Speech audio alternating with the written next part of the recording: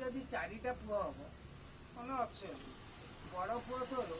रोजगार कला बुझी ना ना हाँ अच्छा बड़ पुआ रोजगार कला हाँ से आगू गला हाँ तो बंधु बांधव सह परिवार को धरिकी पितामाता अगर समस्त भल पाइल हाँ ना ना कारण सी गोटे योग्यर पुआ हाँ तो जो चारि पुआ भितर सी योग्य ना ना हाँ जमी दशरथ चारि पुआ थे राम को आम भजुचे हाँ बुझिपारू तेणु प्रभु करदे सेमती सी तो घर जान प्रभु भाया हाँ बुझिपार सेमती भारत हूँ माँ भारत मातार 30टा संतान आजिका डेट 30टा संतान भितर तो बड़ पुओ भाया गोटे संतान आगू गला जी कि आहूँ आम ओडिशा आम जन्मभूमि किंतु आम भितर महाभारत युद्ध चली जो ओडिया युद्धटा बंद थिला सेटा एबे चली कौन ना राजनीति जो युद्धटा आ कौन से जो से जो राजा थे शासन करता राज्य राजा मानकर नीति है ना मंत्री मैंने कर खेल तेणु से कौन हो ना आम ओडिशा आउ भारतर हूँ श्रेष्ठ पुओ लिखाई जातीय संगीतर जो आम गान करे मातृवंदना बोली मुझे जनगण मन अधिनायक जय हे भारत भाग्य विधाता पंजाब सिंधु गुजरात मराठा द्राविड़ उत्कल बंग बुझिपार उत्कल माटीटा अच्छी ना नहीं मान सब योग्य संतान ता भर श्रेष्ठ संतान हूँ उत्कल ओडिशार जदि भारत को आगू को नेब ओडिशा आउ को एते 30टा संतान अच्छा पूरा 30टा राज्य अच्छी केन्द्र शासित जी जहाँ था 30टा भितर ये जो आगू को जाऊँगी किंतु ये जो राजनीति कर दोगला माने से माने कौन करेंगे हे विदेशी की बिकिदेला से अमुक करदेला से समक करदेला कि तमें जो शासन कर आज न्यूज देखुनु से जो कंधमाल दंगा होता आम हाफ पैंट पिंधिक बुलूली से समय बेलू वो लक्ष्मणानंद सरस्वती ना क्या मारिदेला माओवादी मान एवं फाइल मिलूनी दिने ओडिशा रे जगतर नाथ जगन्नाथ रत्न भंडार चाबी भी कड़े पलैला अबिका भितर ना ये राजनीति राजा मान नीति मंत्री मैंने कौन टणा से कहले आम 20 वर्ष कि 25 वर्ष शासन करूँ 24 वर्ष आम रखी कौन चाबी आम तुमको देलु ना तुम कौटू लुचे देच एतर पुणी आउ गुड़ाए दोगला मंत्री मैंने कहते आउ तमें 2 वर्ष है शासन कलनी तमें कौन आज जाके से फाइल देखी नथिल कि तुम पूरा 24 वर्ष शासन करती चोर चोठा मंत्री जंत्री एमएलए मान पाखर कोटी कोटी टंका बाहर सी पूरा से धरिया 2 वर्ष कौन आहरी 200 वर्ष है से बाहर कर पार तुम अमल हाँ अबिका तुम कौन कौच कथा बुझुच ना तेणु कहला दिन अच्छी माने राति अच्छी सत्य अच्छी माने कौन अच्छी मिथ्या अच्छी बुझुच ना तेणु आउ कौन बेसी दिन आउ कहब क्या कि कहब कि नहीं एमती दिन हम मुझे 2022 कही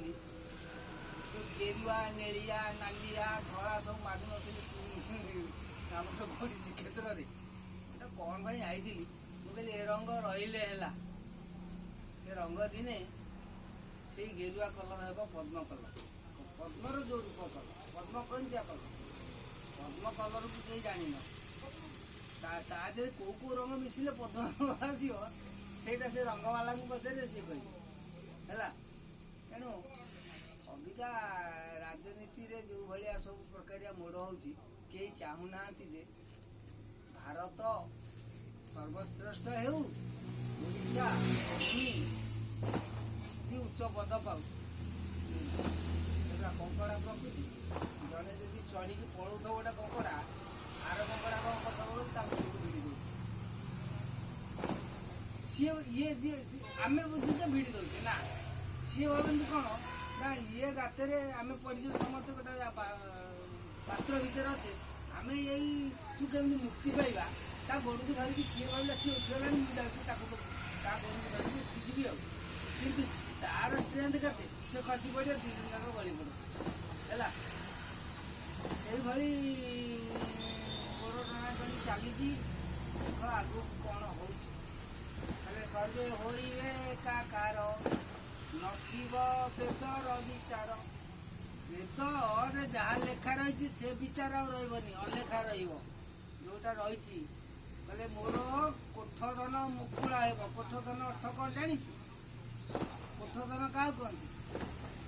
ତୁ ମୁଁ ସିଏ ରାମ ଦାମ 5 ଜଣ ମିଶିକି ଗୋଟେ ସମ୍ପତ୍ତି କରିଥିବା ଧନ ଗୋଟେ ରଖିଥିବା ସେ ଧନଟା କ'ଣ ଗୋଟେ ଆଜିକା ଡେଟ୍ରେ ଆମେ କ'ଣ କହୁଛେ ଫଣ୍ଡ ସେଇଟା ଯେତେବେଳେ ଖୋଲା ହେବ ସେତିକିବେଳେ ଦୋଗଲା ମାନଙ୍କର ପ୍ରକୃତ ରୂପଟି ପଦାରେ ପଡ଼ିବ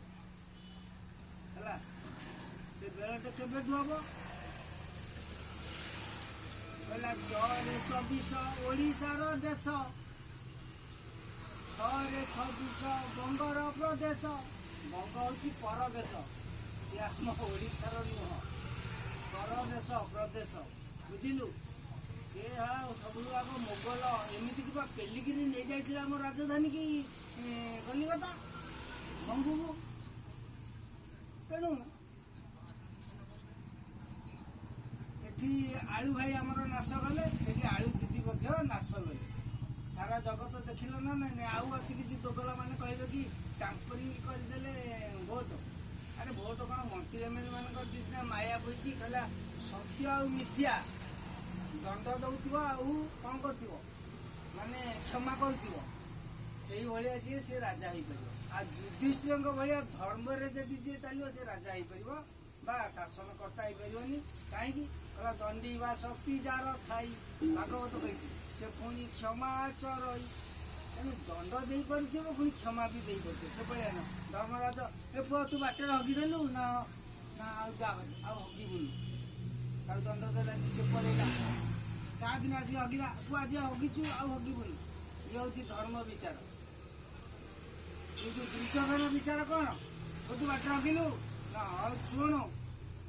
ଦଣ୍ଡର ବିଧାନ ସୂତ୍ର କାଲିଠୁ ଯଦି ହଗିବୁ ଦେଖିବୁ ତାକୁ ଛାଡ଼ିଦେଲା ସିଏ ଏଇଠି ଭାବିଲା ହଁ ମ ଏମିତି ଗୋଟେ କ'ଣ କହିଲା ତା ପରଦିନ ସିଏ କ'ଣ କରୁଛି ଆସିକି ତା ପାଟିରେ ହଗୁଛି ଜାଣିକି କହିଲା ସେ ଦଣ୍ଡ ପାଇଲା ଫାଷ୍ଟ ବୁଝେଇଦେଲା ସେ ହେଉଛି ଦୁର୍ଯୋଧନ ସେମିତି ସବୁଥିରେ 2 ରହିବା ଦରକାର କହିଲା କାନ କ ଆକାରେ ନ ଆ ହ ସେଇ ଆଖି ନ ଆକାରେ ନା କ ପରେ ପା ତର ସେଇଟି ହାତ ଗୋଡ଼ ମହାତ୍ମା ଗାନ୍ଧୀ ସୁଭାଷ ବୋଷ ଅହିଂସା ରେ ଚାଲ ହିଂସା କରନି ସୁଭାଷ ବୋଷ କ'ଣ କହିଲେ ବାପ ଧନ ମହାତ୍ମା ଗାନ୍ଧୀ କହିଲେ ତମକୁ ଯିଏ ଗୋଟେ ଗାଲକୁ ମାରିବ ଆର ଗାଲ ଦେଖେଇଦବ ଆମେ ପଢ଼ିଥିଲୁ ବଡ଼ ଲୋକଙ୍କ ଜୀବନୀ କଥାରେ ସେଥିରେ ସୁଭାଷ ବୋଷଙ୍କ କଥା ବି ପଢ଼ିଲୁ କହିଲେ ବାବାରେ ତମକୁ ଯିଏ ଗୋଟେ ଗାଲକୁ ମାରିବ ମହାତ୍ମା ଗାନ୍ଧୀ କହିଲେ ଗୋଟେ ଗାଲକୁ ଯିଏ ମାରିବ ଆର ଗାଲଟା ଦେଖେଇଦବ ସୁଭାଷ ବୋଷ କହିଲେ ନା ତମେ ଏ ବାଟରେ ଗଲେ ହବନି ନା କାହିଁକି ନା ତମକୁ ଯିଏ ଗୋଟେ ଗାଲକୁ ମାରିବ ତମେ ତା 2 ଗାଲକୁ ମାରିବ ସିଏ ଯେତେବେଳେ ଗାଲକୁ ଆଉଁସୁ ନଥିବ ତା ପଛପଟକୁ ମୋଡ଼ି ଦେଇକି ଗାଣ୍ଡି ଗୋଟେ ଗୋଇଠା ମାରିବ ସେଥିପାଇଁ ବି ଶାସ୍ତ୍ର ବି କହିଲା ଯଦି ହୋଇବୁ ବ୍ରହ୍ମଚାରୀ ନ ଦେଖିବୁ ନାରୀ ଏଇଟା ଅଚ୍ୟୁତାନନ୍ଦ ଲେଖିଦେଲେ କିନ୍ତୁ ବଳରାମ ଦାସ ବି ଲେଖିଲେ ଯଦି ହୋଇବୁ ବ୍ରହ୍ମଚାରୀ ହରିବୁ 5 6 7 ଯାହା ପାରିବୁ ନାରୀ ଇଏ କି କଥା ସବୁ ବୁଝିବାକୁ ଅଛି ସମୟକୁ ଧୈର୍ଯ୍ୟ ଦେବାର ଅଛି ଅବିକା ଆସିବ 26 ପରେ 27ରେ କ'ଣ ଖେଳା ଲୀଳା ହବ ତମେ ଦେଖିବନି ଦେଖିବ ତମେ ଭାବୁଛ ଏବେ ସୋସିଆଲ ମିଡ଼ିଆରେ ମୁଁ ଦେଖୁଥିଲି କହିଲେ ଯେଉଁ ପ୍ରମୋଦ ଯିଏ ପ୍ରାର୍ଥନାରେ ପଢ଼ୁଛନ୍ତି କହିଲେ ଏଇ ଅଙ୍କରେ 27 ଦିନ ଏଇ ଯେଉଁ 26 ଅଙ୍କରେ ଏଇ ମାସରେ 7 ଦିନ ଅନ୍ଧକାର ହବ ଆରେ ଅନ୍ଧାର ବୋଲି କାହାକୁ କହୁଛ ଅନ୍ଧାର ବୋଲି କ'ଣ ଜାଣିଛ କ'ଣ ଜାଣିଛୁ କହୁନୁ ଜାଣିଛୁ କି ପାଟିରେ କହୁନୁ ଡରିଲେ କହୁନୁ ଜାଣିଛୁ ଜାଣିଛୁ ଅନ୍ଧାର ହେଉଛି କାହାକୁ ନା ଲାଇଟ୍ ଲିଭିଗଲେ ତ ଆମେ ସାଧାରଣ ଭାବେ କହୁଛୁ ଅନ୍ଧାର। ସୂର୍ଯ୍ୟ ଯଦି ଲୁଚିଗଲେ ଅନ୍ଧାର ତ। ଆଉ କଥାରେ କଥାରେ ଯୋଉ ଲୋକ କହନ୍ତି ମୋ ଗାଣ୍ଡି ଆଉ ମୋ ମୁଣ୍ଡ ଅନ୍ଧାର, କିରେ ତୋ ଗାଣ୍ଡି ମୁଣ୍ଡରେ କଣ ତୁ ଟର୍ଚ୍ଚ ବାନ୍ଧିକି ବୁଲୁଛୁ? ଆରେ ଅନ୍ଧାର କହିଲା ଶପଥ ଦିନ ଅନ୍ଧାର ହେବ। ଅନ୍ଧାର କେଇଟା? ଆମ ଶରୀର ଭିତରେ କେତେଟା ଆଲୋକ ରହିଛି ଜାଣିଛୁ? ସେ ଆଲୋକ କାହାକୁ କୁହାଯାଇଛି? ଲେଖା କଥା କହିକି କାହିଁକି ଅନ୍ଧାର ହେଲାନି ଟିକେ ଆଲୁଅ ଲିଭିଗଲେ ଖାଲି ଅନ୍ଧାର ହବ? ଆମର ଜବାହରଲାଲ ନେହେରୁ ଲେଖିଥିଲେ, ମୁଁ ଗୋଟେ କବି ଯୋଉ ପଢ଼ିଥିଲି, ଆଲୁଅ ଲିଭିଗଲା। ଜବାହରଲାଲ ନେହେରୁ ଲେଖିଥିଲି ଆଲୁଅ ଲିଭିଗଲା। କାହାକୁ କହିଥିଲି? ନା ଯେତେବେଳେ ମହାତ୍ମା ଗାନ୍ଧୀ ମରିଯାଇଥିଲେ। ମହାତ୍ମା ଗାନ୍ଧୀ ଆଲୁଅ, ଆଲୁଅ ଦୀପ, ସିଏ ଦୀପ ପ୍ରଦୀପ ପୁରା ଜଳଉଥିଲେ ଆଉ ସବୁ ଦେଖୁଥିଲେ। କିନ୍ତୁ ଶାସ୍ତ୍ର କହିଲେ ସିଏ ହେଉଛନ୍ତି ଜବରୁଷି ନାରଦ, ତାଙ୍କର ମତେ ହୋଇଅଛି। ତେଣୁ ସିଏ ସବୁ ରହିଛି କଥା। 27 ବେଳକୁ କ'ଣ ହେବ ତମେ ଜାଣିପାରୁନ? ଏଇଠି ତୁ ଜାଣିପାରୁନୁ ଏସି କାମ କରୁନି, 44,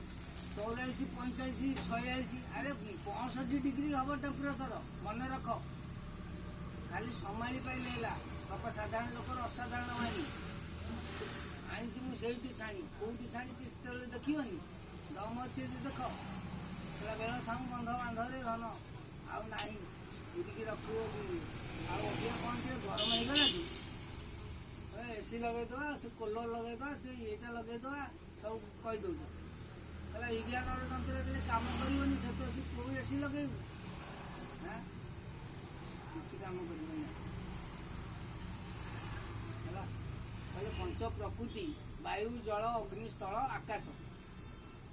ତାଙ୍କ ଦ୍ୱାରା ସବୁ ନାଶ ହେବା। ହେଲା ମୁଁ ବି ଯେଉଁ କହିଲୁନୁ ସେ ମଣିପୁର ଆଡ଼େ, ସେ ଅମୁକ ଆଡ଼େ ଯେମିତି ସବୁ ହେଇଯାଉଛି ଭୂମିକମ୍ପ ହେଉଛି। ଆଉ ଭୂମିକମ୍ପ ଆଉ ଭୁବନେଶ୍ୱର ଆଉ କେତେ ଦିନ ରହିଲା କି? କହିଲେ ଭୁବନେଶ୍ୱର ଏଇଠୁ ଆରମ୍ଭ ହେଇଛି।